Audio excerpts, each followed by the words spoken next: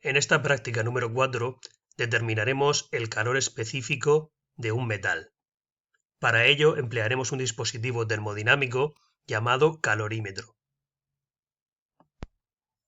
Este aparato consta de un vaso termodinámico aislado a priori, como el que se muestra en la figura, donde se colocará uno o varios materiales en su interior, ya sean líquidos sólidos, que se mezclarán y a partir de ahí se determinarán las propiedades termodinámicas que se requieren.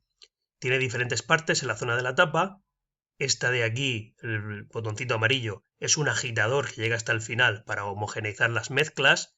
Este tapón de goma tiene un agujero aquí arriba, también se puede quitar y se introducirá un termómetro por aquí para hacer las mediciones de temperatura. Y este tapón se puede quitar totalmente para meter piezas en el interior del vaso, pero también se pueden conectar resistencias externas para proporcionar calor a toda la mezcla. En la primera parte de la práctica mezclaremos agua fría con agua caliente dentro del vaso calorimétrico. El agua caliente cederá calor al agua fría, pero también a todo el calorímetro, que como está compuesto de diferentes partes metálicas de plástico, corcho, cada una con un calor específico diferente, no sabemos exactamente bien cómo absorbe bien el calorímetro la parte del calor que le cede el agua caliente.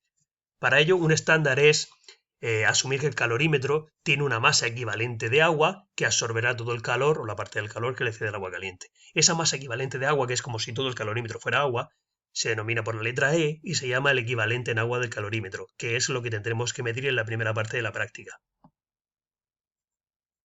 Así, si el sistema está aislado y es adiabático, el calor neto total es cero y el agua caliente cede calor al conjunto masa de agua fría más masa equivalente del calorímetro.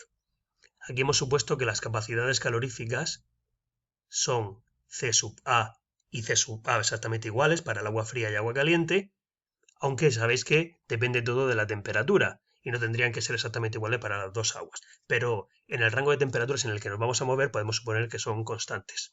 Así que de este balance podemos despejar el valor de E siempre que determinemos la masa de agua fría, que la mediremos con la balanza que tenemos en el laboratorio, la masa de agua caliente, que también la mediremos con esa balanza, la temperatura fría inicial la mediremos con un termómetro,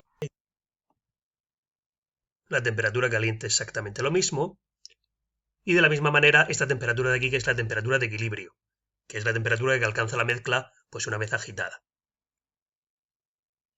Estoy ahora en la segunda parte de la hoja, donde, como he dicho, quiero determinar, aquí está subrayado en rojo, el valor de E más menos delta de E. Acordaos que todo tiene error y hay que determinarlo, que es el equivalente del agua del calorímetro, que lo necesitaré para la segunda parte de la práctica. La parte B de la práctica consiste en determinar el calor específico de un metal. Ahora, en lugar de mezclar agua fría con agua caliente, voy a mezclar agua fría más la masa del calorímetro equivalente en agua inherente que tenemos con un metal caliente. Esta M sub M y esta C sub M son la masa del metal y el calor específico del metal respectivamente. Para poder determinar el calor específico del metal voy a seguir el siguiente procedimiento. Voy a poner agua fría en el calorímetro a la espera de la llegada del metal caliente. El metal lo voy a calentar aparte en un baño de agua térmico para que sea todo el calentamiento más uniforme y se pueda conseguir una temperatura homogénea en el metal. Cuando alcance aproximadamente 80 o 90 grados centígrados, rápidamente cogeré el metal y lo introduciré dentro del calorímetro. Cerraré el tapón, agitaré y mediré la temperatura de equilibrio. El metal caliente habrá cedido parte de su calor al conjunto masa de agua fría más calorímetro. Entonces determinaré la temperatura de equilibrio de la mezcla después de agitar, como digo. Previamente ya habré determinado, como he dicho, la temperatura del agua fría otra vez, la del agua caliente, y con todas estas medidas, pues ahora, como ya conozco de antemano, que lo he determinado en la primera parte, el valor del equivalente del calorímetro, solamente tengo que despejar el valor del calor específico del metal. Aquí os dejo la parte final de la hoja, donde aparece el resto de cosas que quiero que veáis.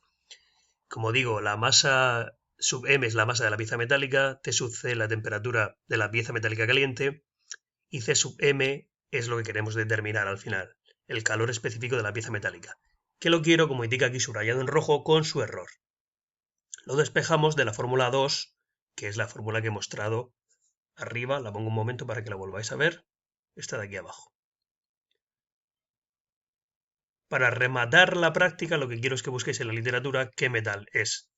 Como tenéis un valor de C sub m, pero con un rango de error, pues habrá varios metales que son compatibles pues, con la pieza que tenéis vosotros. Pero bueno, dentro de ese rango quiero que me indiquéis las posibilidades que hay.